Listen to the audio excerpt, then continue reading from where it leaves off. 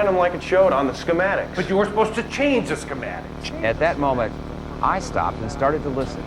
I followed the diagrams I was given. If there's a problem in there, it's not my fault. I did my job. If you had done your job, this generator would stay online. Where do you get off trying to tell me how to do my job?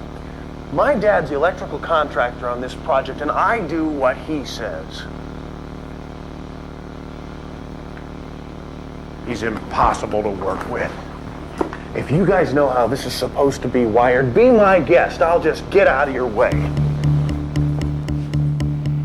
At that point, I had to agree with Ed. The kid was impossible. And you should have seen that kid. His attitude was saying, no way am I going to help you guys. Well, that was your evaluation of him, but what if your evaluation was wrong? What are you getting at? I'm going to show you the rest of that tape tonight. Watch.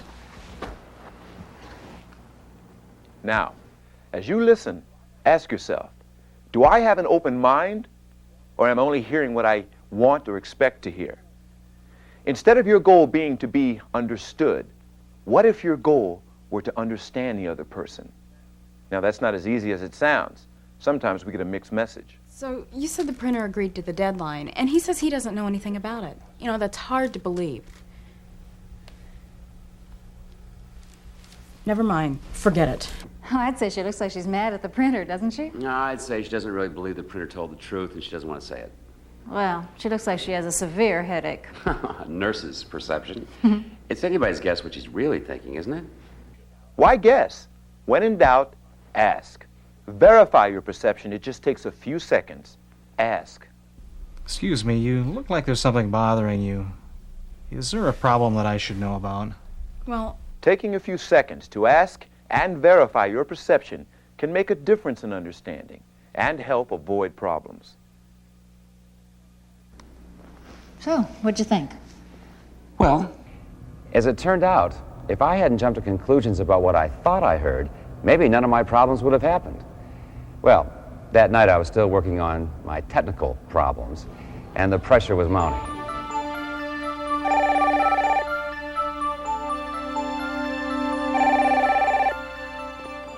Hello? This is Fred Binder. I want to know when I get my permits. I can't wait any longer. I'm doing my best, Mr. Binder, but I'm dealing with a fire inspector who's on some kind of power trip. At least you think he's on a power trip. Let's get those permits. Right, I'll do whatever it takes. Goodbye. This is my last chance. I gotta talk fast and get some action. You just don't get it, do you? Didn't you hear the tape say that your goal is not just to make yourself understood, but to understand the other guy? I was so convinced that fire inspector was a jerk, I couldn't really talk to him. I completely missed something very important he said, and I almost missed it again. I heard exactly what I was expecting. Now hold on. It's the intent of the code that I am basing my decision on. I don't see how I can pass him. This is holding up a $4 million project. Now what can we do to get those permits? Well, like I said, I was desperate. And then, in the back of my mind, I heard that voice from Lori's video. Did you know one of the greatest barriers to communication is our tendency to evaluate what the other person is saying before hearing them out? I finally decided to be quiet and listen. You know, I'd be interested in knowing how you process an application. I'd like to understand where you're coming from. How does it work? well, I review the application first, of course. Sometimes a problem jumps out at me right then. Good. Then what? Well, you see, that wasn't the case here. So I had to dig up the codes, and, well, it isn't all cut and dried. And, well, frankly, I'm new on the job, and sometimes it takes a little while to come up with an interpretation. But I do the best that I can. I thought I heard something important, but I had to be sure.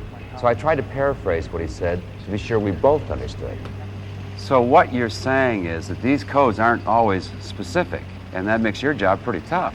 Yes, well, sometimes it's a judgment call, as in the case of your tanks over there, for example.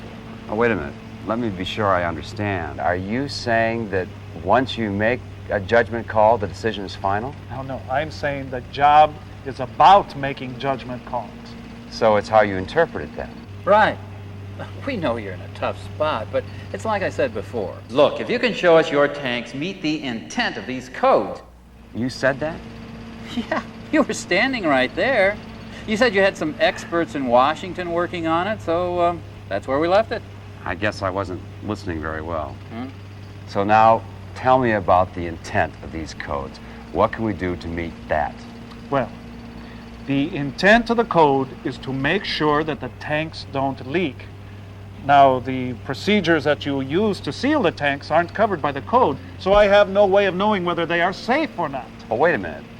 If I get some documentation faxed to you today to show exactly how the factory seals those tanks, that would do it? Maybe, if I can be satisfied that the intent of the code is being met. I think we can do that. It took some doing, but I had the permits in 24 hours. I have to admit, it happened when I finally decided to shut up and listen. Now, there's a point that should have been in Lori's video. Sometimes it pays to just close your mouth and listen. If I'd been listening in the first place, my technical problems might never have come up. But I still had that other problem. I had to try one more time to get that electrician to cooperate. And I was ready to listen to any suggestion. I can't figure out where these lines are crossed. We have a serious problem here, and we need you to work with us, okay? What can I tell you? I followed the drawings my dad gave me. See, I told you that might be the problem. What might be the problem? What'd you tell me? Well, remember when we first discovered this problem, I said, hey, I can't swear he followed our diagrams. I told you I couldn't work with that kid. Finally, I got the message. Maybe I needed to hear the problem from their perspectives. Now, wait a minute. Let me ask you a question. I'd like to hear Paul's story. Tell me how you thought it was supposed to be done. My dad gave me the diagrams, and Ed here came out once, made some comments, and left. I did it the way I was supposed to, and like I've been saying, no one said I was supposed to do any different. My comment was if he did it that way, it wasn't going to work. No, wait a minute. Let me give him some more facts. Let me ask you another question.